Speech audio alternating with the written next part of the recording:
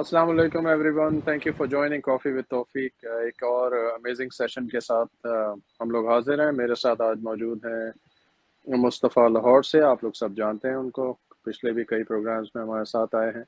फ़ारूक हैं इस्लामाबाद से, आप इनको भी जानते हैं। ये तो ना कि सिर्फ इस शोज़ में आते हैं बल्कि ये तो अपने एक ढीठों के नाम से ट्विटर पे क्लिप्स भी अक्सर लगाते हैं, तो आप सब इनको जानते होंगे। हमें फ़र्स्ट टाइम जॉइन किया है सलमा सैयद ने शिकागो से। तो आपको अस्सलाम वालेकुम, और आप प्लीज़ अपना ब्रीफली इंट्रोडक्शन करा दें देखने वालों को कि हु यू आर। जी, अस्सलाम वालेकुम तौफीक भाई, मुस्तफ़ा, वालेकुम Farid. अस्सलाम। This is Salma from Chicago.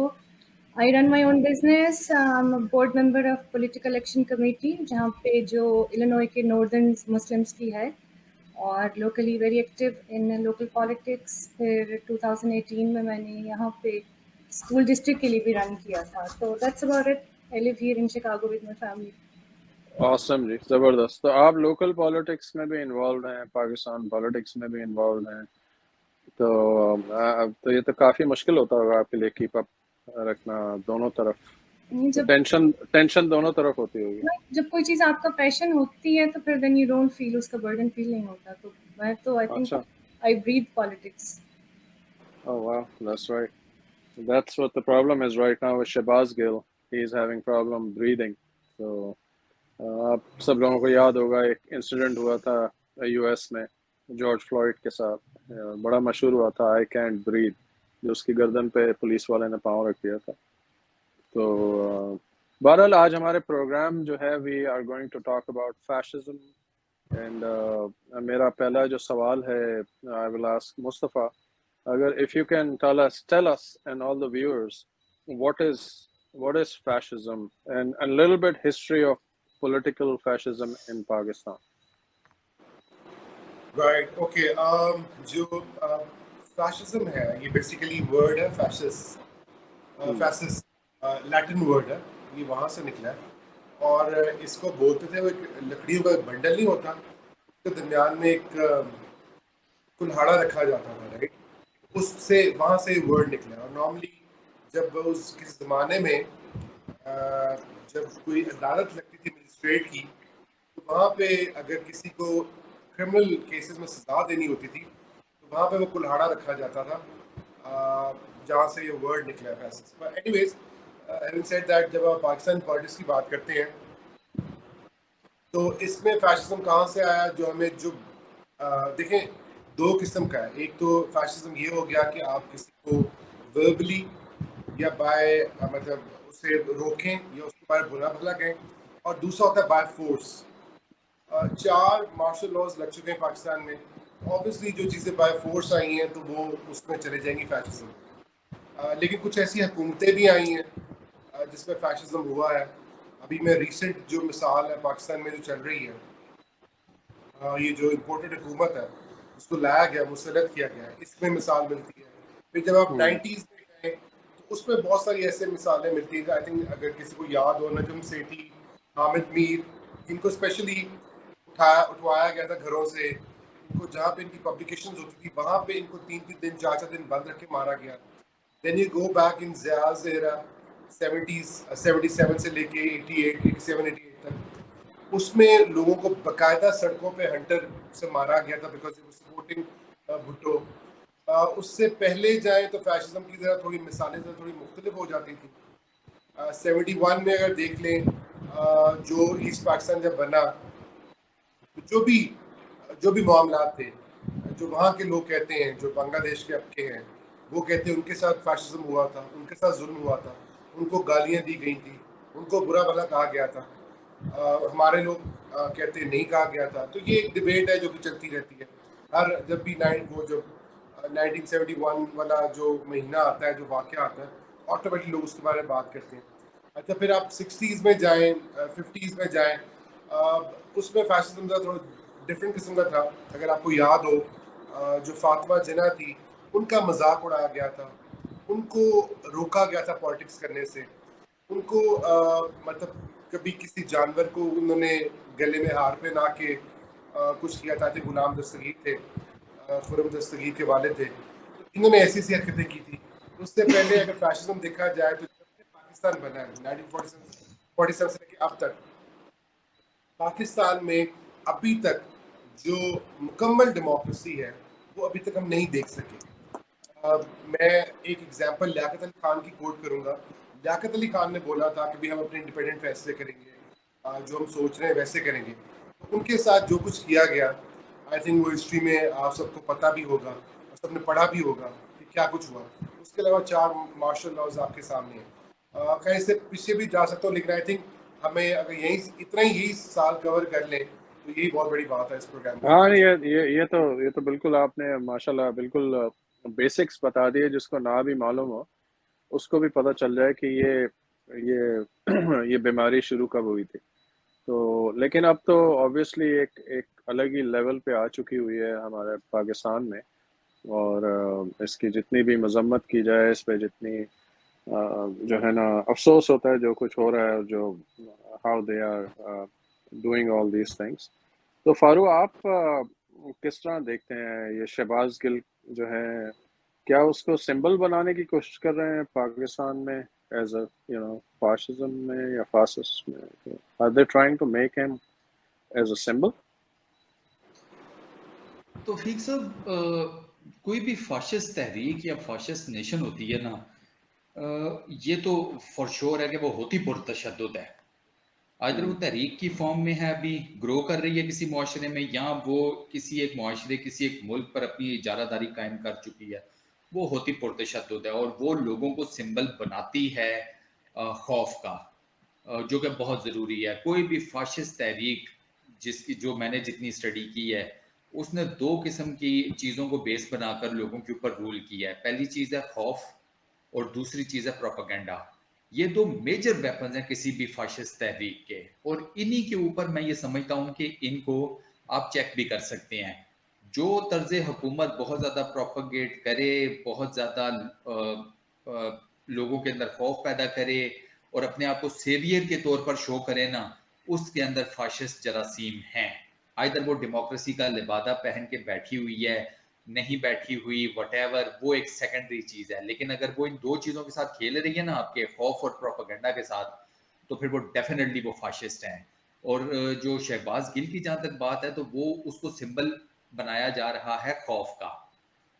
उसको सिंबल बनाकर लोगों के दिलों में खौफ डाला जा रहा है कि अगर हम इतने मेन स्ट्रीम किस्म के आदमी के साथ ये काम कर सकते हैं, तो तुम जो कि एक आम अवामुन नास में से उठे हुए एक फर्द वाहिद हो, तो तुम्हारी कोई वैल्यू नहीं है, तो हम तुम्हें भी नहीं छोड़ेंगे। तो उसको बुनियादी तौर पर खौफ का सिंबल बनाया जा रहा है। और ये जो कोई भी वो होता है ना, जिसे हम कहते हैं कि फाशिस्ट जो निज़ाम होता है, ये इसको ये देखें, ये पूरे का पूरा एक सियासी इसका ढांचा होता है। ठीक है, ये ऐसे ही नहीं होता सम और the other, इसका प्रॉपर एक सियासी ढांचा होता है, इसका अपना एक मुआशरती निज़ाम होता है। फाशिज्म की मैं बात कर रहा हूँ, इसका अपना प्रॉपर ये सारे निज़ामों को, ये मतलब ये चीज़ों को लेकर चलता है। ऐसे नहीं है, पूरा सिस्टम है ना, लोगों के सामने कुछ सिस्टम के नाम पर कुछ दोगे नहीं, तो वो कभी भी आपकी बात पे बिलीव नहीं करेंगे। तो आपको उनके सामने कुछ तो रखना है, तो इसका प्रॉपर इसका एक ढांचा होता है, ईच एंड एवरीथिंग। तो अगर शहबाज गिल की सिर्फ बात की जाए, तो उसको इस पर्टिकुलर टाइम में ये जो मौजूदा फाशिस्ट रजीम है ना, ये उसको खौफ का सिंबल बना रही है अवाम और नास में। ठीक हो गया, वेरी वेल आंसर्ड यार। और जो इस वक्त उसको निशाना बना रही है, लेकिन उसके साथ साथ जो खौफ के एलिमेंट है वो बहुत ज़्यादा उसका लेवल जो है ना वो ऊंचा कर दिया गया है इस वक्त। तो मैं एक और चीज ऐड कर दूं, एक और चीज जी। छोटी सी ऐड कर दूं। फाशिस्ट रिजीम या जो होती है ना, फाशिस्ट रिजीम, वो जब भी उठी है, वो लिबरलिज्म और जो पार्लिमानी डेमोक्रेसी होती है, पार्लियामेंटेरियन डेमोक्रेसी, इसके सख्त एंटी होती है। इसके तमाम तर कवायदों के, इनके तमाम तर दोनों के रूल्स के, इनकी तमाम तर दोनों के जितने भी अफकार हैं उनके अगेंस्ट होती है। ये जो हमारे गिल साहब है ना, आप देख लें कि इनके साथ क्या हो रहा है। आपको कहीं पर भी उनके साथ जो हो रहा है उसमें लिबरलिज्म और पार्लियामेंटेरियन डेमोक्रेसी नजर आती है या नहीं आती? अगर नहीं आती, तो उनके साथ जो कुछ किया जा रहा है वो फाशिज्म है। जी, मैं भी यही कहूँगा कि मेरी नज़र में ये सेलेक्टेड फाशिज्म है। चलें, क्योंकि पीटीआई ने उस पे खान साहब ने भी वो जो बात उसने जुमला जो बोला जिस पे एतराज़ किया, उस जिसे ओन नहीं किया पीटीआई ने, लेकिन अब तो वो वापस फ्रंट फुट पे आ गए हैं, लेकिन पहले ओन नहीं किया, कानून नहीं तोड़ना था, बैक फुट पे रहे सब कुछ। लेकिन ये सेलेक्टेड और one sided fascism I would say कि बिल्कुल ही, इससे पहले जरदारी, फजलुर रहमान, मरियम नवाज, ख्वाजा आसिफ, ख्वाजा साद रफीक, अयाज सादिक पार्लियामेंट में खड़े होके जो उसने बोला था कि आर्मी चीफ की टांगें कांप रही थी, उनको पसीने आ रहे थे, इस तरह की बातें, ये सब रिकॉर्ड पे, मैं अपनी तरफ से नहीं बोल रहा, और बाकी सारी सब चीज़ों को, तो ये तो एक like they have said 10 times more than just one little statement of Shahbaz Gill, तो ये तो one sided, ये बेसिकली इंतकामी कार्रवाई है if you ask me। Otherwise तो उन लोगों को तो जेल में होना चाहिए, इसने तो उनके मुकाबले में कुछ भी नहीं कहा, या कोई अल्फाज उसने कह भी दिया तो ट्रीजन है सीधा सीधा। जी जी बिल्कुल। तो let's go to Salma, similar question, क्या शहबाज गिल को एक सिंबल बनाया जा रहा है इस वक्त as an example of fascism, you think? पहले तो आप उसके लिए समझिए कि फाशिज्म है क्या। Fascism is a combination of two ideologies, nationalism and dictatorship. Nationalism की मिसाल आपको ऐसे मिलती है कि जब कोई ग्रुप ऑफ पीपल वो समझते हैं कि उनका मजहब, उनकी कौमियत के interest they are superior than others. उसकी सबसे बड़ी मिसाल हमारी रिसेंट हिस्ट्री में नाज़ीज़ की थी। नाज़ी समझते थे कि उनकी कौमियत, उनके interest they are above everyone. तो फिर वो जो हॉलोकॉस्ट हुआ, जो उन्होंने जूस के साथ किया। और दूसरी आइडियोलॉजी क्या है? डिक्टेटरशिप। डिक्टेटरशिप क्या होती है? डिक्टेटरशिप क्या होती है कि एक फ़र्द वाहिद ताकत के ज़ोर पे अवाम की जो राय है उसको दबाकर हुकूमत करना चाहता है। सारी जो पावर है वो वेस्ट होती है एक बंदे के इंटरेस्ट के लिए। अब शहबाज गिल का आप ज़िक्र कर रहे हैं, शहबाज गिल के साथ क्या हो रहा है कि शहबाज गिल को निशाना इसलिए बनाया जा रहा है कि असल टारगेट इमरान खान है, और इमरान खान को टारगेट करने के लिए हर तरह का लॉ बेंड हो रहा है। लॉ क्यों बेंड हो रहा है? क्योंकि इट्स अ फैसिस्ट गवर्नमेंट। यहाँ पे कोई अवाम की मर्ज़ी से तो ये हुकूमत आई भी नहीं है। तो शहबाज गिल को निशाना बनाकर ये डराया जा रहा है कि जो इमरान खान के साथ खड़ा है वो इमरान खान को छोड़ दे तो उसके लिए बेहतर है, वरना this guy will be a lesson for everyone. ठीक है, आपका पॉइंट भी आ गया। Mustafa, do you want to add into this Shahbaz Gill matter? जी, मैं एक तो शहबाज गिल की बात करूँगा, दूसरा मैं थोड़ा सा अभी खासा वाला टॉपिक पे आया तो मैं वो भी अभी फाशिज्म का भी बता दूँ। देखिए, बहुत सारी गवर्नमेंट्स ऐसी बनती हैं दुनिया में या आती हैं, या लोगों का माइंड ऐसे तैयार किया जाता है कि उनको वोट करें कि जो इंटरेस्ट का ख्याल रखें स्टेट का। नॉर्मली जो अगर आप जाए ऐसे माशरों में जो कि बड़ी तरक्की याफ्ता है, तो उनकी स्टेट का इंटरेस्ट होता है कि हमारे लोगों की फलाह बहबूद। On the other contrary to this, कि पाकिस्तान में जब भी चला एक मखसूस तबके को, जो जिसको आप मुक़्तदर हल्का बोलते हैं या इस्टेब्लिशमेंट बोलते हैं, वो हमेशा अपने फ़ायदे के लिए गवर्नमेंट्स को सपोर्ट या प्रमोट करती रही हैं, या फिर उनको मतलब उनको एक किसी तरीके से हेल्प आउट भी किया और निकाला भी है और फंसाया भी है जाल में। अच्छा, खान साहब को जब मैं पाकिस्तान की पॉलिटिक्स की बात हो रही है, फाशिज्म की बात हो रही है, इमरान खान साहब को जब गवर्नमेंट मिली थी KPK की 2013 में, सब लोगों का ख्याल था, मुकम्मल ख्याल था कि Imran Khan will fail one way another. Imran Khan will fail और हम इसको नहीं चलने देंगे, हम इसको कोई ना कोई प्रॉब्लम क्रिएट करेंगे। But somehow given the circumstances to Imran Khan, right, वो जो भी थे, उसके बावजूद अगर आपको याद हो, खट्टक साहब का बड़ा मजाक उड़ाया जाता था हर वक्त। वो एक तनकीद के पता नहीं खट्टक ये कर गया वो कर गया, लेकिन somehow he got successful। उसके बाद जब ये 2018 की गवर्नमेंट आती है तो फिर सोचा ये जाता है कि शायद इतने मुश्किल हालात हैं, he cannot survive this because वो तो चलो KP के तो छोटा सूबा था, how can he survive the federal government. और फिर उन्होंने फेडरल गवर्नमेंट में भी आ गए। अच्छा, फेडरल गवर्नमेंट में आए तो इन्होंने सोचा कि भाई ये अब तो दिनों की गेम है, और बड़े किए 140 सीट थी जो कि इमरान खान साहब को मिलनी थी, जिसको 24 सीटों से उनको हरवाया गया 500, 600, 1000, 50, 100, 200 वोट से, और वो सीटें जो थी वो नून लीग के खाते में और दूसरी जमातों मुस्तफा के भाई खाते में डाली। हाईएस्ट मार्जिन 1500 था, हाईएस्ट मार्जिन 1500 था हाईएस्ट उन मार्जिन, सीट्स पर, एग्जैक्टली। 1500 तो बस। अच्छा। ये हालात थे, ये सारे वो हालात थे जिसमें 116 सीटें देके 140 से 116 पे ले आए। अच्छा, फिर इनका ख्याल था कि ये नाकाम हो जाएगा। One way another he got successful. Covid आ गया, दुनिया के टॉप 3 मुल्कों में पाकिस्तान का नाम आया, जिसमें न्यूजीलैंड भी है, पाकिस्तान भी है, और मतलब दूसरे भी हैं, चाइना भी है और साउथ कोरिया वगैरह दूसरे ममालिक भी है। बट एनीवेज पाकिस्तान का नाम जो था वो टॉप 3 या टॉप 10 में लिया जाता रहा।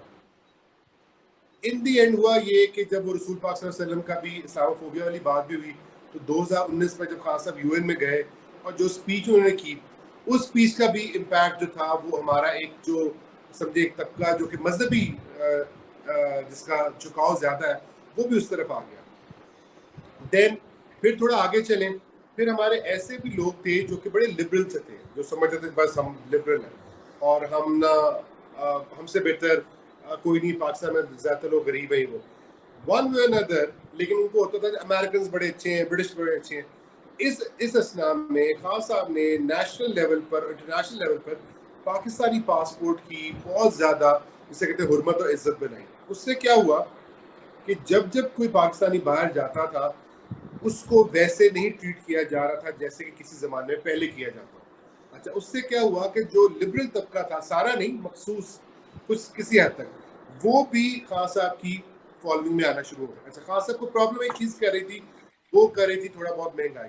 अच्छा, महंगाई इतना भी प्रॉब्लम नहीं कर रही थी, लेकिन जब ये इम्पोर्टेड रजीम का सारा ये जो ऑपरेशन रजीम हुआ, रजीम चेंज हुआ, उसके बाद जो फैशिज्म आया है, देखिए, लोग किसी को किसी बात पे माफ़ कर सकते हैं, लेकिन लोगों के इस बात, आप एक घर के सरबराह हैं, आप घर में कमा कर लाते हैं, आप देखें कि आपका कोई एक बच्चा या एक बच्ची आपका सामान उठा के पीछे किसी को और को बेच रही है और कह रही मुझे तो नहीं पता, मैंने तो ऐसा कुछ नहीं किया, और या खुद चोरी कर रही है, लिटरली आपको गुस्सा आएगा, आप कहेंगे यार मैंने इससे ताल्लुक खत्म हुआ। लोग बच्चों को आग तक कर देते हैं।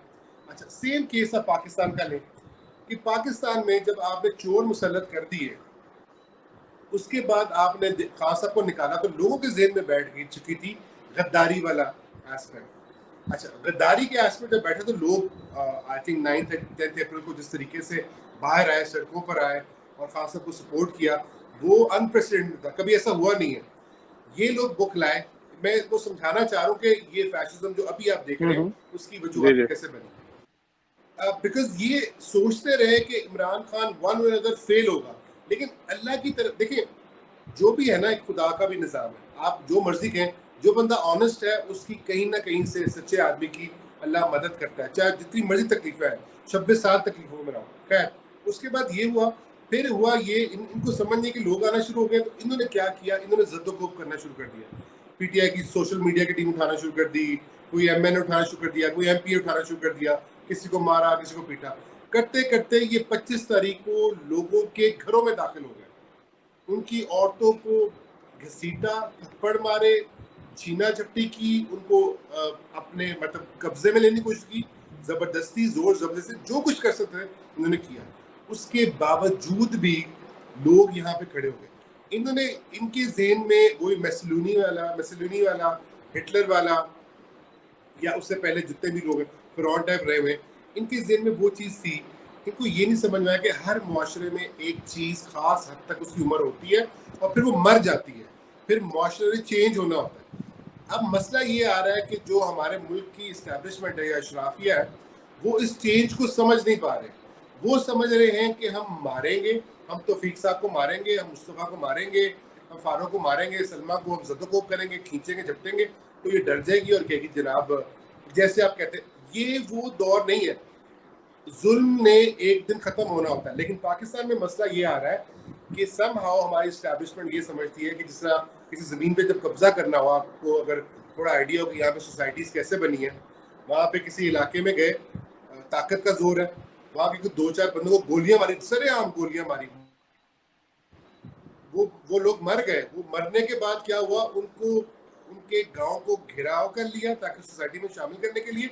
फिर जब वो बिल्कुल बेचारे कुछ ना कर सके तो उनको कुछ चंद पैसे दिए कि यार ये मर गए, बड़ा अफसोस था, वो लड़ाई हो गई थी तो उससे गोलियां चल गई थी, वरना हमने आपके बच्चों को मारना नहीं था। That was their mentality. तो फैशिज्म जो है ये हमारे जो है ना, ये जो ताकतवर हल्का है जो समझता है कि हमारे जितने भी सब ऑर्डिनेट है, इनको हम जो ऑर्डर देंगे वो करेंगे, one way or other it is going to be changed. और Shahbaz Gill is the first, मतलब समझे कि वो है तो बहुत सारे, लेकिन वो एक एग्जाम्पल भी है। और साथ में आप ये भी याद रखें, उसको पिछले 1 हफ्ते से कैद में रखा गया, उसके साथ जिनसी तशद्दुद किया गया, उसको जिस्मानी तशद्दुद किया गया, उसके साथ जो सुनने में आ रहा है करंट लगाया गया है, उसको बकायदा पीछे कट मार के कमर पे उस पर डंडे मारे गए। तो जो कुछ इनसे ब्रुटैलिटी हो सकती थी, इन्होंने एलिजिडली जो भी इल्जाम आ रहे हैं वो सब इन्होंने किए, इसके बावजूद भी नहीं खत्म। जी जी, थैंक यू वेरी मच। और मैंने तो और भी कुछ सुना है, लेकिन ये कि इट्स वेरी पैथेटिक, क्योंकि टिपिकली पुलिस वाले जो हैं वो पॉलिटिकल लोगों के साथ ये वाला ट्रीटमेंट इसलिए नहीं करते क्योंकि उनको डर होता है कि यार ये कल को फिर वापस आ जाएंगे तो फिर हमारा क्या होगा। लेकिन ये कि Shahbaz Gill was not an MNA और एमपीए और एनी मिनिस्टर, लेकिन ये कि आई एम सरप्राइज, लेकिन कोई आम आदमी हो ना, जो इमरान रियाज को उठा लिया था, किसी साफी को उठा लिया या किसी और बंदे XYZ को, तो I can see that happening. लेकिन अब जैसे बन रहे हैं, ख्वाजा सादर फीक बन रहा है और बाकी जो लीडर्स बन रहे हैं, इनके साथ पुलिस वाले हाथ नहीं लगाते क्योंकि पता होता है कि ये लोग फिर वापस आ जाएंगे, ये लोग ताकतवर हैं, they can always come back. तो ऐसे लोगों को तो वो छेड़ते भी नहीं। तो let's go to Salma. Do you think के इसमें न्यूट्रल्स का भी कोई रोल है? Do you think? उनका रोल जानने के लिए विल गो बैक टू 1958, जब अयूब खान ने सिकंदर मिर्ज़ा की हुकूमत ख़त्म करके फिर वो हुकूमत में आए, और उसके बाद से ये सिलसिला जारी है। फिर याह्या खान और फिर उसके बाद ज़ियाउल हक, फिर मुशर्रफ, और अभी जो कुछ हो रहा है, क्योंकि वी आर इन 2022, तो पुराना जो कन्वेंशनल उनका तरीका था न्यूट्रल्स का कंट्रोल करने का, उन्होंने उसको रिमोट रखा हुआ है। बट आई बिलीव कि ये हुकूमत, जैसे हम कहते हैं, इम्पोर्टेड है, और दीज आर जस्ट पपेट्स। इनके पीछे इनकी स्ट्रिंग्स पुल हो रही हैं। आप सोचें कि जैसे आज भी स्पेस में बात हो रही थी कि पीटीआई की इतनी मेजॉरिटी थी, लेकिन फिर भी इमरान खान को फैसला नहीं किया, उनको फैसला करने नहीं देते थे। मतलब नैब पे उनका कंट्रोल नहीं था। अगर वो चाहते थे कि जितने भी ये करप्ट हैं, जिन्होंने पैसा लूटा हुआ है, वो पैसा उनसे वापस लिया जाए, देयर वाज समबडी जो उनकी मदद कर रहा था। नवाज शरीफ कैसे मुल्क से बाहर गया है, इमरान खान की नाक के नीचे सारी चीज़ें हो रही थी। तो इसका मतलब है कि इमरान खान की हुकूमत के साथ एक कोई पैरेलल गवर्नमेंट चल रही थी, जिसके ऑर्डर सुने जा रहे थे और इमरान खान के ऑर्डर्स नहीं सुने जा रहे थे।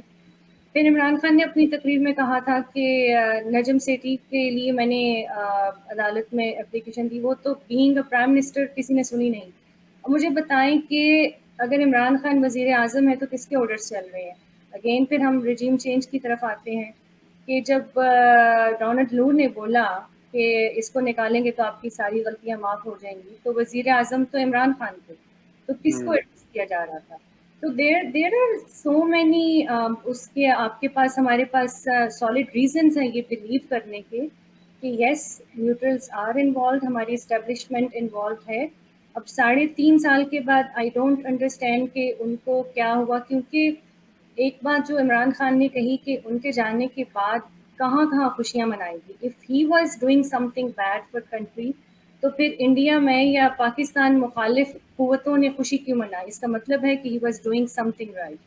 और बैक टू शहबाज गिल, क्योंकि आई थिंक अब जो इनका एम है कि इमरान खान को किसी तरह उनसे, जैसे कह रहे हैं कि शहबाज गिल से फोर्सफुली कोई वीडियो रिकॉर्ड करवाना चाहते हैं, किसी तरह इमरान खान का नाम आ जाए, क्योंकि ना तो वो करप्शन साबित कर सकते हैं, ना उस इंसान ने 3.5 साल कोई लॉ ब्रेक किया, ना आप देखते हैं कि उस इंसान का कोई रिश्तेदार उनकी पब्लिक उनकी जो होती है पार्टी मीटिंग या हुकूमत की मीटिंग में उनके साथ बैठा हो। तो he believes in rule of law. I don't think कि उनको कोई ऐसी चीज़ मिलेगी कि वो इमरान खान को नाअहल करवा सकें। अब ये आखिरी हरबा है शहबाज गिल की सूरत में इस्तेमाल करना चाहते हैं। I don't think this is also going to work out. Shahbaz Gill के केस में मुझे जो लगता है कि मुल्क में हालात और ख़राब होंगे, क्योंकि आपने लोगों के जज्बात देखे हैं। स्पेसेस में लोग आकर लिटरली रो रहे हैं, people have had it enough. क्योंकि हम ये सारा कुछ, जैसे हमसे पहले वाली जनरेशन है, उन्होंने अयूब खान का टाइम देखा, याहिया का देखा, फिर ज़ियाउल्लाह का आया, फिर हमने ये मुशर्रफ को देखा। This has to stop somewhere. आप एक हाँ, लेकिन थोड़ा सा मेरा जो आर्ग्यूमेंट है वो थोड़ा सा डिफरेंट इसलिए है फारूक, मुस्तफ़ा, सलमा, आप तीनों से। एक्चुअली मैं और आप तो बाहर रहते हैं, तो अब जब हम बात करते हैं स्पेस पे, तो स्पेस पे चले 500, 1000 लोग, 2000, 4000, 5000 ले लें लोग टोटल, सारी स्पेसेस मिला के 10,000 लोग ले लें जो परेशान है शहबाज गिल के लिए या जो मुल्क में हो रहा है। तो फारूक और मुस्तफ़ा, आप लोग तो पाकिस्तान में हैं, एक लाहौर में, एक इस्लामाबाद में। पब्लिक का क्या, आप when you go out to bazaar और खाना खाने या किसी काम से आप लोग बाहर जाते हैं, are people concerned about this? Are they worried कि ये जो हो रहा है नहीं अच्छा हो रहा है, या they are upset about it? That's what I am trying to find out. मैं इसका अगर फारूक अभी जवाब में, अच्छा मैं इसका जवाब दूं। मैं ना अब से कोई ठीक 3 दिन पहले एक प्राइवेट सोसाइटी के ऑफिस में गया, राइट। और अच्छा। वो एक जो ऑफिस है, आज सैटरडे हो गया पाकिस्तान में, मैं ये बात कर रहा हूँ आपसे ट्यूसडे। मैं उस सरकारी ऑफिस में गया, सॉरी प्राइवेट सोसाइटी ऑफिस में। वहाँ पे ज़्यादातर जो लोग हैं वो रिटायर्ड अफसरान हैं। कोई रिटायर्ड फौजी है, कोई रिटायर्ड जज है, मतलब जो ब्यूरोक्रेसी के लोग हैं वो भी उसमें शामिल हैं। मेरी वहाँ पे बातचीत हुई, मैंने आज तक कभी लोगों को ना ऐसे नहीं देखा जैसे मैंने कभी पहले देखा। लेकिन मैं वो एक मखसूस से ऑफिस की आपको एग्जाम्पल दे रहा हूँ। उस ऑफिस में वो जो बंदे बैठे, जो साहब बैठे हुए थे, ही वॉज ऑल्सो, बता दिया रिटायर्ड वो थे। लिटरली जो उन्होंने टॉप जो इस्टेब्लिशमेंट है उसके बारे में जो अल्फाज इस्तेमाल किए, आज के मैं यहाँ इस्तेमाल कर सकता आपके प्रोग्राम में, the way he said it, और जो डेरोगेटरी रिमार्क्स कह लें या ब्लंट कह लें या बोल्ड कह लें, जो उन्होंने रिमार्क्स दिए, शायद ही वो कहीं और सुनने में मैंने आज तक मिला। बिकॉज एज यू नो हमारा एक बड़ा गाना मोहब्बत कड़िया का ने हाँ। गाना कड़िया ने तो अगर आप देखिए कि हम एक बड़े मोहब्बत के, बड़े जिसे कहते हैं ना, वो एक लव स्टोरी में रहे हुए काफी 75 सालों में। तो वो जब लव स्टोरी ब्रेक हुई है ना, ये मैं मिसाल दी आपको सोसाइटी के ऑफिस की। फिर आप जाए कभी आपके जो फ्रूट्स वगैरह रेडी वाले होते हैं, इनके पास जाए, इनसे पूछे आपके बिजली का बिल कैसे आया था, कितना आया था। उसके बाद आप बस चुप कर जाए। आपके पास एक कैमरा है तो आप रिकॉर्ड कर लें। वो हर उस बंदे को गाली निकालेगा जिसका आप सोच भी नहीं सकते, लिटरली जिसका आप शायद अपने वहमो गुमान में सोच भी नहीं सकते कि आप सोशल मीडिया पे या इलेक्ट्रॉनिक मीडिया पे ऐसे बात कर सकते हैं जैसे आम आवाम इस वक्त बात कर रहे मुस्तफ़ा, हैं। ये समझना बहुत ये शोर भी तो खान साहब ने दिया ना। पहले हम जैसा कॉमन पर्सन, जब ये 2 पार्टीज होती थी, I still remember, I was very young, जब 96 में पहला जलसा हुआ था खान साहब का, उन्होंने करप्शन की बात की थी, तो हमारी फैमिली में लोग हंस रहे थे, ये क्या बात कर रहे हैं। तो ये जो अभी सियासी शऊर लोगों को दे दिया, अभी तो खान साहब ने किसी का नाम नहीं लिया। ये तो हम खुद जैसे मुझे याद नहीं किसने कहा कि हम सब जर्नलिस्ट हैं, हम लोग अपनी रिसर्च करते हैं, पढ़ते हैं, सोशल मीडिया पे सारा दिन देखते हैं, टाइम इन्वेस्ट करते हैं, we form our own opinion. अभी तो खान साहब ने कुछ ऐसा कहा नहीं, आप मतलब वीडियोस देख लें कि लोगों के पास ऐसी इंफॉर्मेशन होती है कि आपकी अकल दंग रह जाती है कि इतनी उनके पास पॉलिटिकल विजडम आ चुकी है। उसके हाँ, अलावा आप सही कह रहे हैं। लेकिन एक और चीज है, जो अभी मैंने रिसेंटली कोई वीडियो देखा था खान साहब का, पता नहीं वो जो अभी इस्लामाबाद में कोई फ्रीडम एक्सप्रेशन पे कुछ हुआ था या उससे हाँ, हाँ। पहले, तो वो बात मैं भी सोच रहा होता था कि यार जो हमारी कंट्री की या किसी भी कंट्री की आर्मी जो होती है, they are all for to protect the country, right? Anything happens, they're gonna be there. They will support. They will back up the country no matter what.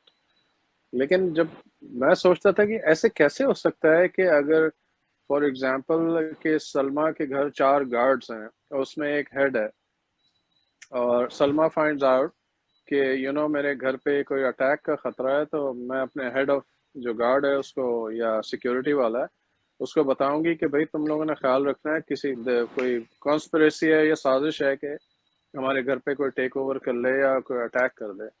और इनका वो हेड ऑफ गार्ड का है कि नहीं, आज से मैं न्यूट्रल हूँ, तो I am sorry, I am neutral.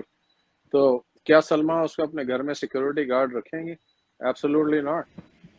नहीं, how is उसका that वर्स्ट possible? पार्ट ये है कि जो आप अपने घर में नए चौकीदार लेकर आए हैं, उन पे 16 अरब के केसेस हैं, जिनको मैं वाकई एक चोर को जैसे मैं अपने घर का चौकीदार रख ली आओ कि तुमने ना मेरे घर की प्रोटेक्शन करनी है, एक सर्टिफाइड चोर को आपने अपने मुल्क के खजाने पे लाकर बिठा दिया और लोगों से एक्सपेक्ट किया कि हाँ, अब आप इसको एक्सपेक्ट करें कि ये अब क्योंकि हमने डिसाइड कर लिया तो अब दूर के धुले हो गए। जैसे अब इमरान रियाज कहते हैं, पहले आपने हमें कहा था कि ये करप्ट है, पहले आपने हमें कहा था कि इन्होंने हर वो काम किया जो पाकिस्तान के इंटरेस्ट में नहीं था, क्योंकि अब आप कह रहे हैं तो आप हमारी ओपिनियन चेंज करवाना चाहते हैं। That's the argument. जी जी जी जी। तो इसमें मैं एक और चीज ऐड करूंगा तो फिक्स देखें, आप कभी अवाम में जाए तो जो गद्दारी की बात आती है ना, उसमें सबसे बड़ा मसला क्या है कि आपने ओथ उठाया था, ठीक है, कि आपने ओथ उठाया था कि आप अपने मुल्क को अंदरूनी बैरूनी तमाम साजिशों और मुदाखलत से महफूज रखेंगे। वो जो सही। ओथ है ना, जब वो लोगों के दिमाग में जाता है ना, तो that is the main reason जिसकी वजह से वो इतना गुस्से में है। सेकेंडली, इसी बात से रिलेटेड उसके बाद फिर ये आपको बताया जाए, पहले बताया जाए 30 सालों तक कि ये चोर है चोर है चोर, और स्पेशली आई थिंक खान साहब कल बता भी रहे थे कि जी मुझे स्पेशली जो थे वो एजेंसीज के लोग आके फाइलें देते थे कि जी ये चोरी इन्होंने कर ली है। कहते मैं 2007, 8, 9, 10 की बात बता रहा हूँ, उस वक्त देते थे। फिर वो हुसैन हक्कानी का, वो आपको याद होगा, मेमो गेट का सुना होगा आपने, फिर डॉन लीक सुना होगा आपने, उसके अलावा मतलब पता नहीं क्या कुछ सुना होगा। लेकिन आज तक वो चोरियां किधर गई, कहाँ गई, किस नोबडी नोज। आपने मॉलटाउन का फाशिज्म सुना होगा, वो किसके कहने पे गोलियां मार, और वो गोलियां मार दी और मुल्क की अदालतें उस वक्त देख रही हैं, उनको हुक्म ही नहीं सुओ मोटो लेने का। यहाँ पे समोसे की प्राइस बढ़ने पर सुओ मोटो लिया गया है पाकिस्तान की तारीख में। और अच्छा। आप सोचे लोगों के मुंह पर गोलियां मारी गई, मुंह के अंदर प्रेग्नेंट औरतों के, कोई सुओ मोटो नहीं लिया गया। तो कौन लेता सुओ मोटो? समझ भी तो आए अच्छा, ना ये हमें भी। एक फारू, और ये जी जी आपको बात कट कर रहा हूँ, हमें आज तक तहकीकात नहीं मिली बहुत सारी चीजों की। जिस तरह ज़ियाउल हक साहब का जहाज जो था वो गिर गया, क्रैश हो गया, आज तक नहीं पता किसने किया। आपको पता, मुझे भी नहीं पता। फिर आप अभी रिसेंटली ये खान साहब के दौर की बात कर रहा हूँ, इतनी हम कहते हैं जी हम नंबर 1 भी हैं, हम बेहतरीन भी हैं, इंशाल्लाह माशाल्लाह होंगे। मौलाना Sameer Rahman, if you know, उनको समीउल हक। बहरिया टाउन पिंडी में कत्ल किया गया था। समीर हक, सॉरी, समीर हक, समीउल हक। उनको कत्ल किया गया था। आज तक हमें नहीं पता कि उनको किसने कत्ल किया, वो इन्वेस्टिगेशन हुई नहीं हुई। मतलब ऐसी बहुत सारी चीजें हैं जो कि ना चीजों को डाउटफुल कर देती हैं। हमारे यहाँ बेनजीर का नहीं पता, बेनजीर का नहीं पता आज तक। हमारे यहाँ रेमन डेविस और कुलभूषण यादव की ज्यादा राइट्स हैं देन पाकिस्तानी सिटीजन्स के। रेमन डेविस जो स्टोरी आप वो सोचें कि बीइंग अ पाकिस्तानी कितने शर्म की बात है। वो दिन दहाड़े, और देखिए अभी नंदन को इतनी बेहतरीन चाय पिलाई है, वो आज भी तारीफ कर रहा है, और Yes, हमारे लोगों को दिया नहीं देते, उसकी फैमिली हमारे से लोग को ऑक्सीजन नहीं दे रहे कि ये कि जिंदा ना हो जाए, कि बच ना जाए, इसको मरने दो। एसएसपी उसका ऑक्सीजन फेंक रहा है। Can you imagine? ये किसी डेमोक्रेटिक कंट्री में, मतलब इससे बड़ी फाशिस्ट एग्जांपल की मिल सकती है? कितनी इज्जत How की से रोशन की फैमिली को लाया गया उससे मिलने के लिए, और देखें कि जो उनकी खाला है शहबाज गिल की, उनकी वालदा भी थी आई थिंक, कैसे रो रही हैं। ये हाल है हमारे यहाँ इंसाफ का। तो फिर बार बार इमरान खान हमें क्यों ना याद आए कि वो इंसान 26 साल से कह रहा है कि कानून की हुक्मरानी, ये ताकतवर को भी आपने कानून के नीचे लेकर आना है। तो मेरे ख्याल में हर वो ताकतवर इमरान खान के खिलाफ है जो कानून के नीचे आना नहीं चाहता। जी बिल्कुल बिल्कुल एग्री इस बात से करते हैं। और लेकिन मैं फारू से ये पूछना चाहता हूँ कि फारू आप क्या बोलोगे? मैं नहीं जानता उनको। फारूरा मुराकबे में बैठे हुए नहीं, मैं पहले ही बता दूं, नहीं भाई मुराकबा नहीं, यहाँ पे बात हो रही थी न्यूट्रल्स की, एस्टेब्लिशमेंट की, उनको मैं नहीं जानता, मुझे अच्छा, पता ही नहीं है कौन है। मैं उनका नहीं सवाल पूछ रहा आपसे। मैं एक बड़े हाजी साहब को जानता हूँ भाई, मैं एक बड़े हाजी साहब को जानता हूँ, मैं उनसे राजी हूँ, मैं खुश हूँ, अच्छे बंदे हैं, बस गल मुकाओ। फारू, मैंने सुना है कि न्यूट्रल्स आपके हमसाए में रहते हैं। हाँ। मेरे ना पूछें, बस आपको मैं क्या बताऊंगा। अच्छा, मुझे ये बताएं कौन कौन रहता है ना पूछें। मुझे ये बताएं कि समोसे पे की प्राइस पे 100 मोटो ले लिया गया, लेकिन मॉडल टाउन में सीधी गोलियां मारी गई खवातीन को, प्रेग्नेंट वुमेन को, उस पे 100 मोटो लेने। तो क्या क्या what do you expect from the निज़ाम और कानूनी निज़ाम of Pakistan? What do you expect?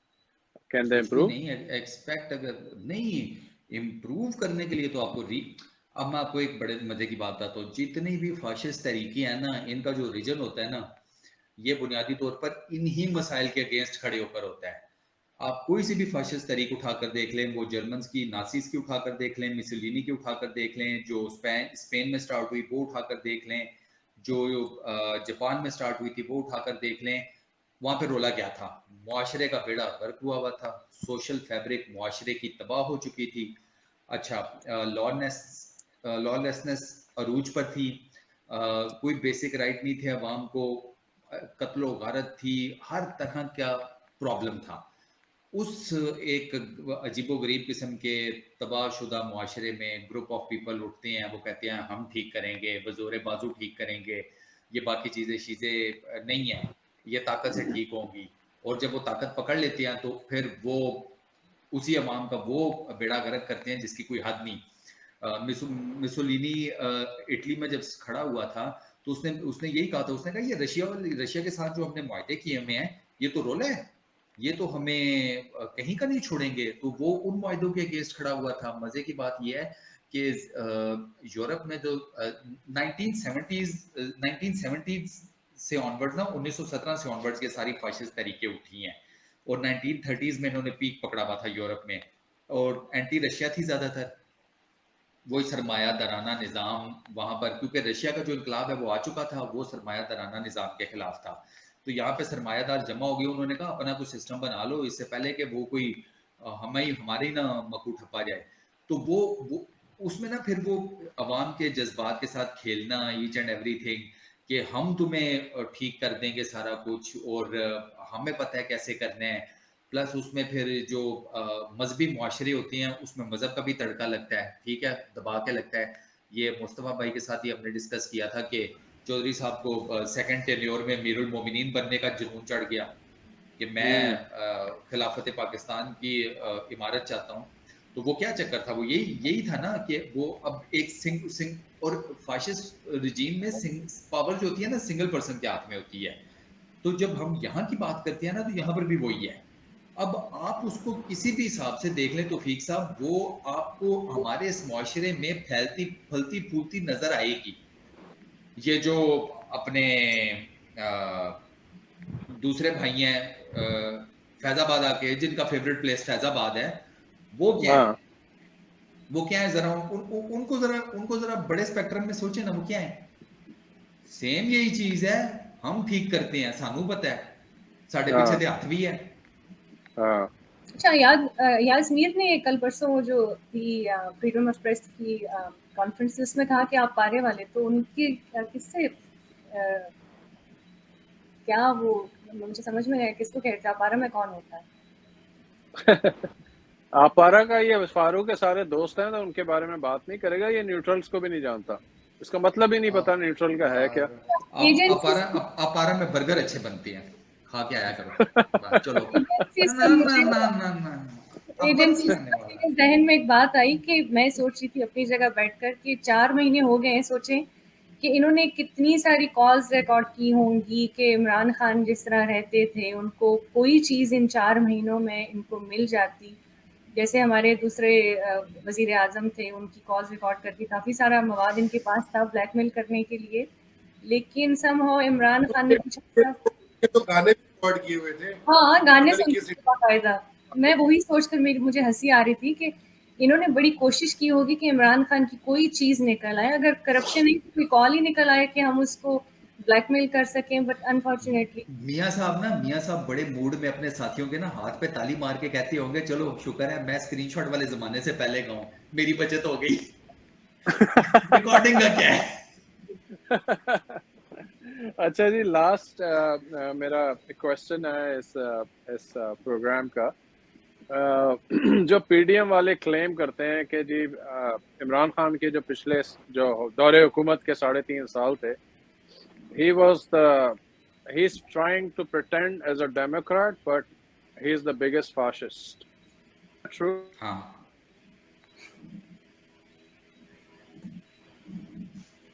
वो तो फीक साहब का सॉफ्टवेयर अपडेट हो रहा है, थोड़ा वेट करें। हो गया तो अच्छा फीक जी। साहब, बड़ी जल्दी अपडेट हुआ आपका सॉफ्टवेयर। वो न्यूट्रल्स ने इंटरवीन कर दिया था बीच में। अच्छा, आई मुझे रिपीट। आवाज नहीं है, क्या कहा है? मुझे मैं नहीं कह रहा आवाज है, क्या कहा है? हाँ, वो न्यूट्रल्स ने इंटरवीन कर दिया था जो मुझे नहीं आ आपके घर के रही। पास रहते मुझे लगा आपकी एक्सटेंशन खराब हो गई है। अच्छा, मैंने कल बाहर गया तो साथ वाले घर पे बाजरा पड़ा हुआ था, तो बाजरा काफी ना एक उसमें, बाजरे की रोटी तो कभी खाई है आपने? नहीं, लेकिन मैंने उससे पूछा कि यार इस बाजरे का कबूतर है कौन, तो वो तो ये तो बता दो। मैंने कहा ये बाजरा तो मैं जानता हूँ, लेकिन इसका कबूतर कौन है। तो मैंने बड़ा पूछा अपने हमसाये से, लेकिन उसने नहीं बताया। उसने कहा नहीं, मैं नहीं बता सकता इसका कबूतर कौन है। तो पता नहीं, शायद फारूक को पता हो, ये बाजरा का कबूतर कौन है फारूक? मुझे आवाज नहीं अच्छा, आ उसका रही। अच्छा अच्छा, समझ गया। चले हम अपने आखिरी सवाल की तरफ चलते हैं। सो पीडीएम क्लेम करती है कि इमरान खान के जो पिछले 3.5 साल थे, वो अपने आप को डेमोक्रेट बोलता है, लेकिन वो 3.5 साल वाज वो बड़ी फाशिस्ट उसकी गवर्नमेंट थी। That's what they claim. Is that right, Salma? ये क्लेम नहीं है, मैं आपको एक मजे की बात बताऊं, आप जरा जाके गूगल करें सिर्फ अच्छा फाशिज्म पाकिस्तान। सर, जो आर्टिकल है ना पाकिस्तान में, वो इमरान खान के अगेंस्ट लिखा गया और उसे फाशिज्म के उसमें डाला गया है। आपको एक सिंगल आर्टिकल ऐसा नहीं मिलेगा जिसमें किसी और के बारे में बात की गई हो। तो ये पूरी की पूरी कैंपेन चली थी इमरान खान के अगेंस्ट। और ये मैं आपको एक और मजे की बात बताऊं, ये उन 3.5 सालों में कैंपेन नहीं चली, ये थोड़ा सा उससे पीछे चली है। ये स्टार्ट हुई है 2016-17 में, जब इमरान खान से रिलेटेड आर्टिकल्स ट्रिब्यून में, न्यूज में और ये डॉन वगैरह में छपना शुरू हो गए थे कि ये इसकी अप्रोच फाशिस्ट लीडर वाली है। ये गवर्नमेंट में तो बड़े सही। बाद में आके मेन स्ट्रीम का पार्ट बनी, आर्टिकलशिप शुरू हो गई थी इसके अगेंस्ट। मतलब कैंपेन पहले से शुरू हो चुकी हुई थी। आप ओ सलमा क्या यस। कहते हैं इस बारे में?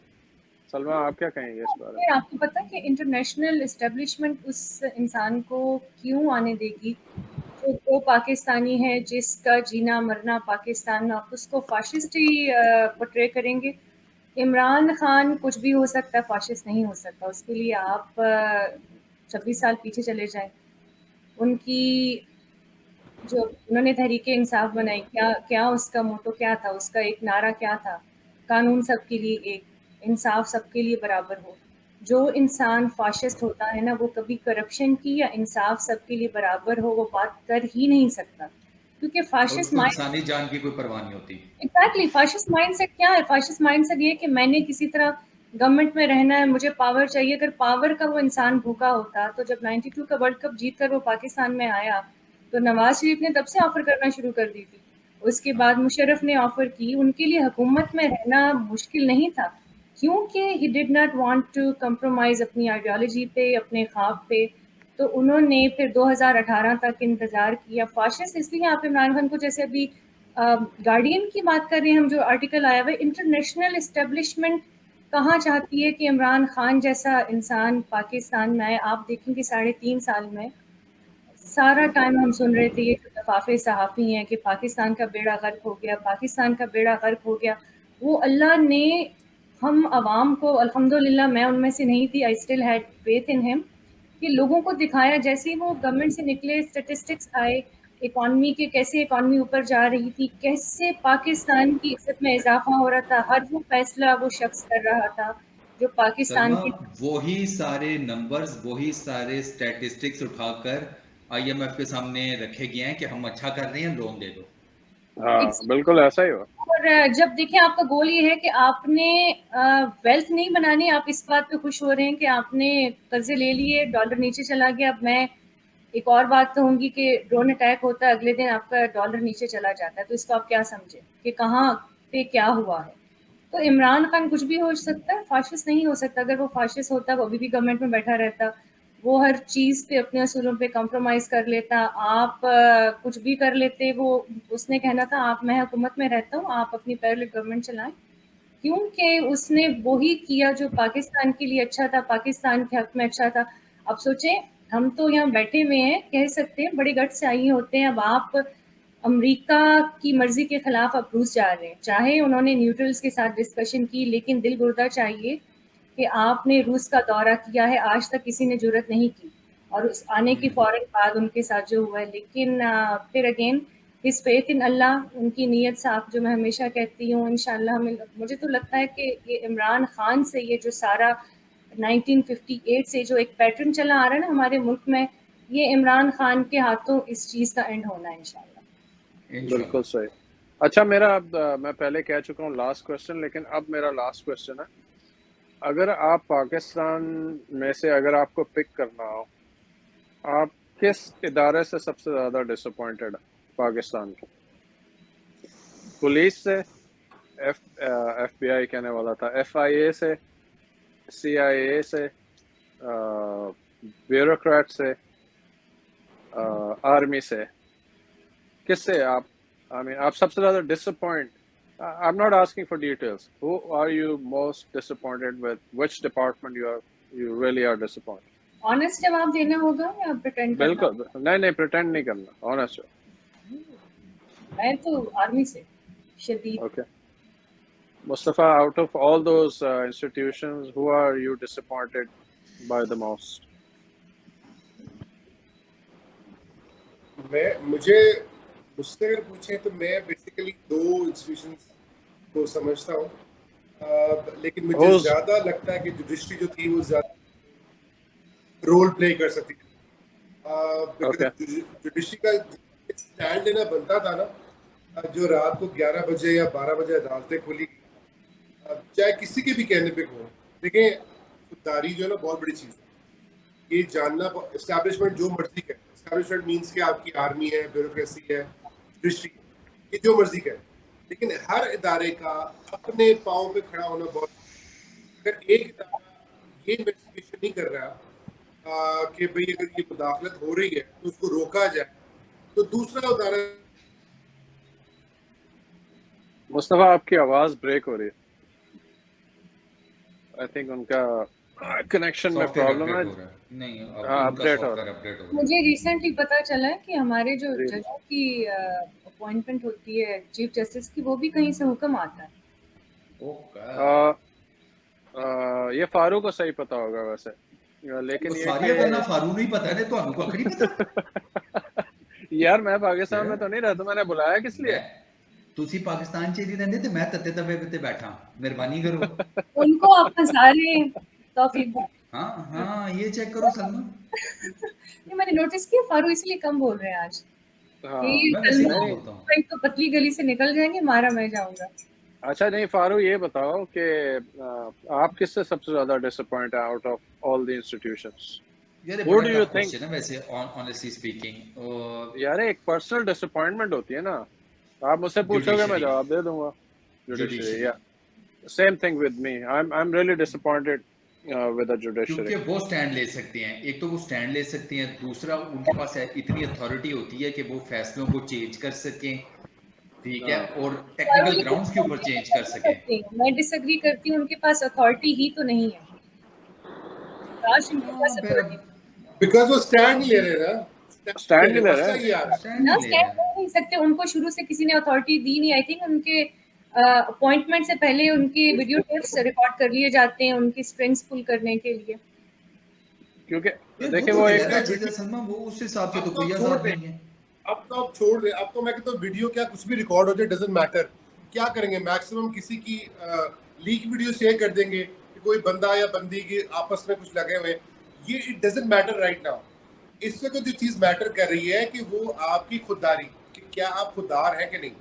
जब ये डिसीजन लिया गया और जो भी किया गया, पहली बात तो ये कि खान साहब जब प्राइम मिनिस्टर थे, मैं इस चीज़ के सख्त खिलाफ हूँ।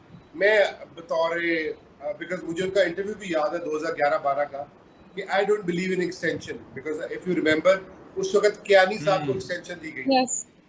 तो उन्होंने उस वक्त इंटरव्यू किया, मैं I don't believe in extension, never extend, because जो भी हो चाहे जितना मर्जी अच्छा, are you making fun of your other officers, क्या उनमें वो एबिलिटी नहीं है?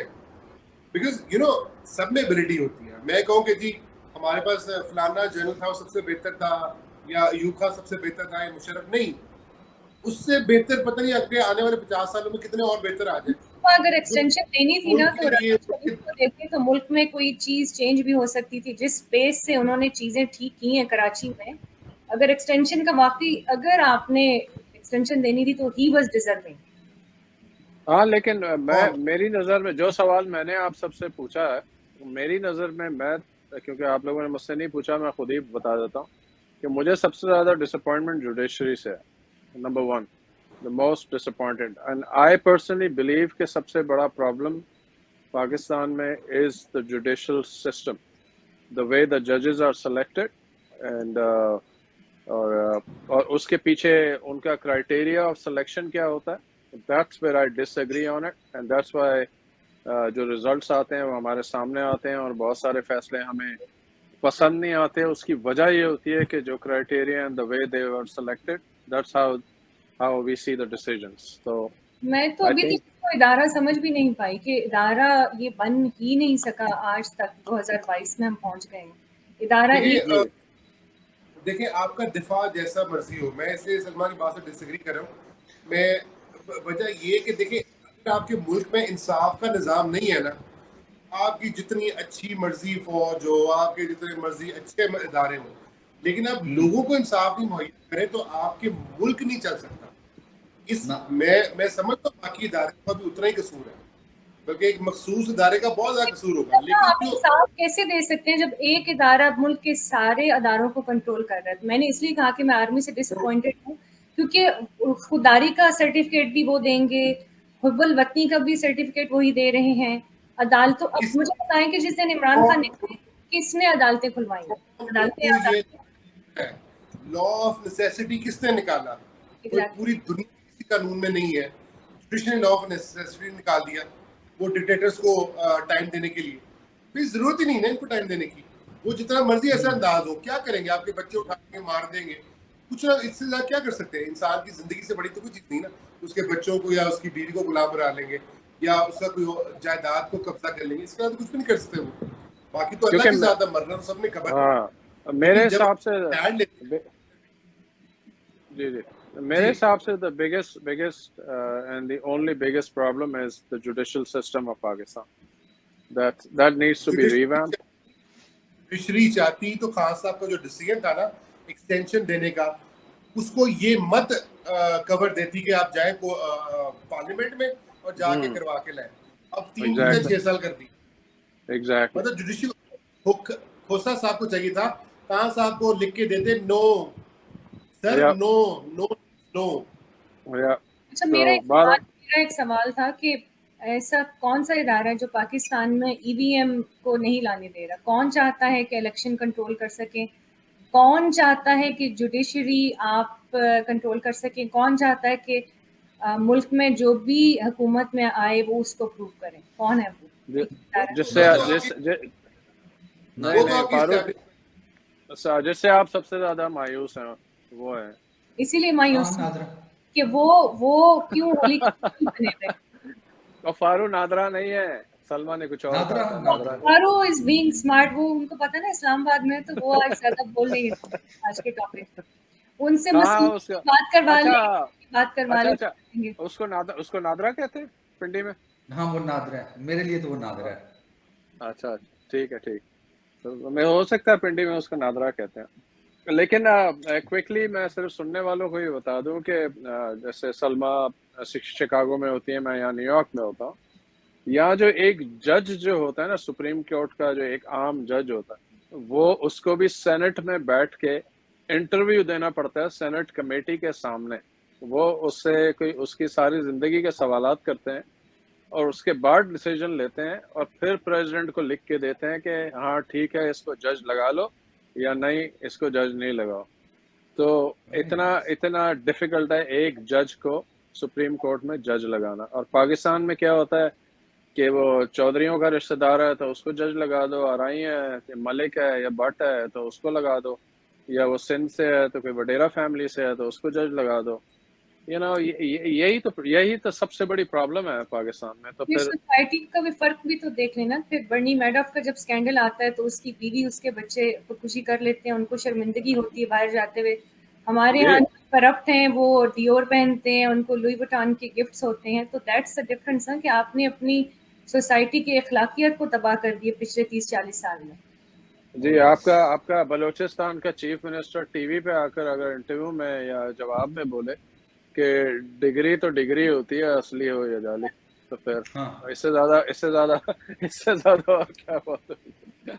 अच्छा तो एक चीज बिफोर आप क्लोज की तरफ जाएं, क्लोजिंग की तरफ, एक चीज मैं जी और ऐड करना चाहूंगा। देखें, हमारे मुल्क में सबसे ज्यादा किसी को अगर गालियां निकाली गई है ना, वो पॉलिटिशियंस को निकाली गई, which is totally wrong, which is totally wrong. मेरे ख्याल में इन 4 महीनों के अंदर जिस तरह से establishment doesn't mean only army, mean कि आपकी जुडिशरी, सब चीजें उसमें शामिल है। जिस तरीके से ये लोग सामने आए हैं ना, मुझे तो कसम से इनके सामने पॉलिटिशियन जो है ना वो फरिश्ते लग रहे हैं। क्योंकि मेरे ख्याल में पॉलिटिशियन ने 1 रुपए की चोरी की है या 50 पैसे की चोरी की है, बाकी 99 रुपए किसके पास हैं वो हमें आज तक नहीं पता, और हमें ये जी बताया जाता है कि 1 रुपए के चोर हैं। ये That's क्रेडिट my- खान साहब को दे देना कि आपने जो इतने अरसे से 30-40 सालों से ब्रेन वॉशिंग हमारी हुई हुई थी कि एक जगह के लोग तो बस वो हैं, होली काउस हैं, मुकद्दस गायें हैं। उन्होंने आपको शऊर दे दिया है कि आप खुद डिसाइड करें गलत कौन है, सही जी कौन ओ, अभी भी देख ले, जो जो इकदाम इस गवर्नमेंट से उठवाए गए हैं और वो हर इकदाम करने को तैयार थे, इसका मतलब इनको सबसे कमजोर लोग चाहिए थे जो इनकी हर बात मान जाए। तो इसलिए मैं कहता हूँ ये कुछ भी नहीं है, इनमें ताकत ही नहीं है, इनका स्पाइन ही नहीं है, दे आर स्पाइनलेस। ये सिर्फ फेस नजर आ रहा है आपको कि यार ये कर रहे हैं, पीछे जो करने वाले हैं वो कोई और है। सो आई स्टिल बिलीव 50 पैसे के तो चोर हो सकते हैं पॉलिटिशियन, बाकी 99 रुपए 50 पैसे के चोर कोई और। यार मुस्तफ़ा, आपने फिर मुझे फंसा दिया। मैं अब मुझे अपने नेबर की तरफ जाना पड़ेगा अभी शाम को ना, पूछने के लिए कि वो जो बाजरा है उसका कबूतर कौन है। तो वो फिर मुझे उसने नहीं बताना। फारूक, अब मैं क्या करूँ? वो जो बाजरा है वहां पे, उसका कबूतर कौन है मुझे बताओ। मैंने तो कभी जिंदगी में ना बाजरा देखा है ना कबूतर देखा है, मुझे क्या पता। फारू, आपने बाजरे की रोटी भी कभी नहीं खाई? नहीं नहीं नहीं, कभी भी नहीं। ये लगता है बाजरा पसंद ही नहीं करते। मुझे पता अच्छा ही नहीं आपको, होता क्या है। नहीं आपको बाजरा बिल्कुल पसंद नहीं है? ना, पता ही नहीं है मैं होता क्या है ये कपड़े हैं, इट्स वेरी ब्रांड हेल्दी, है कोई। ग्रेन है, बहुत हेल्दी, सेहत के लिए नहीं नहीं, अच्छा खाने की। Salma Salma, it's very unhealthy actually, it's not अच्छा, हेल्थी। आई डोंट नो हाँ दैट। जी जी। आपस से तो ए- डिसाइड कर लो पहले।